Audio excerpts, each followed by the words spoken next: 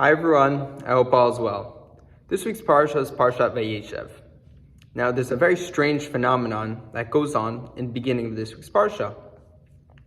Everyone knows the tension between Yosef and his brothers, right? Joseph has these dreams and his brothers are very envious of him, but it goes on to this one verse that says that the brothers hated him, right? It uses the strong language of hate. Why did they hate him? Because they weren't even able, v'lo yachalu dabaru l'shalom. They weren't even able to speak peace onto him. Now, what does this mean? They weren't able to speak peace onto him, and they hated him. So I heard from Rav Jonathan Sachs in the interpretation of the rabbis that there's a different take on this pasuk, on this verse, right? Because, like, literally you would say maybe they weren't able to say anything nice to him, or maybe they just interpreted everything he said as negative, that they weren't able to speak peacefully onto him, whatever that may mean. But there's one interpretation in particular that really sticks out, and that being that they weren't able to speak conversations with Yosef, like the brothers weren't able to speak conversations with Yosef in order to hash out their differences, to explain how they're feeling in order to get to the point where they would have peace. Because, like, look, Yosef had these big dreams. He was his father's favorite. Okay, his brothers are going to be jealous of him, like, it's very possible. But we see this phenomenon that the brothers decide not to express their opinions, their feelings with Yosef.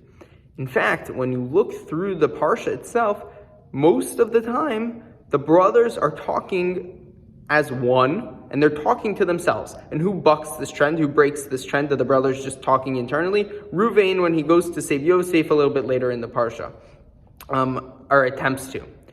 Now, it's so fascinating that this all comes around. I've been talking about for the past few weeks with everything going on in the world. This is going on now. We have such a problem. I see here on college campuses where there's just an unwillingness to have conversations. And the way Lord Jonathan Sachs puts it is that, look at Judaism, right? Judaism is made up of words and conversations. That's the whole point. And words fix problems. Conversations fix problems. But silence, right? We focus so much on Lashon Hara, evil speech, ways to really focus our speech for the good. But silence is even more dangerous. And with everything going on right now, there's so many people that remain silent and don't even want to have conversations with people that they disagree with. And this is such a big issue. Now, tangentially related, before I wish everyone Shabbat Shalom, tonight is the first night of Hanukkah. It's a very exciting time.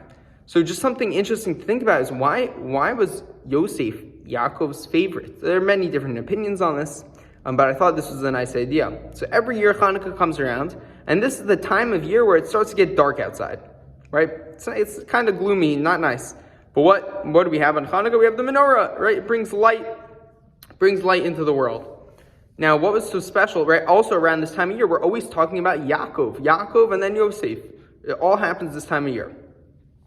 So what was so special about Yaakov? Well, we see that Yaakov was metakin. He was the person that, like, inspired us to daven Mariv, to daven the nightly prayer. Now, what does this show?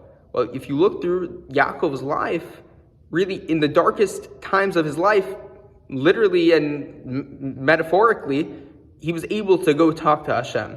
Now, so too Yosef, he saw the same thing in Yosef. He saw in Yosef that even through the darkest times of his life, he would be able to spark conversation, to have conversations with Hashem. So tying everything together, I know it's a little bit PC, but it's just so important for us during these dark times, both literally as it's, not too late in the day and it's completely dark outside, and there's a lot going on in the world right now.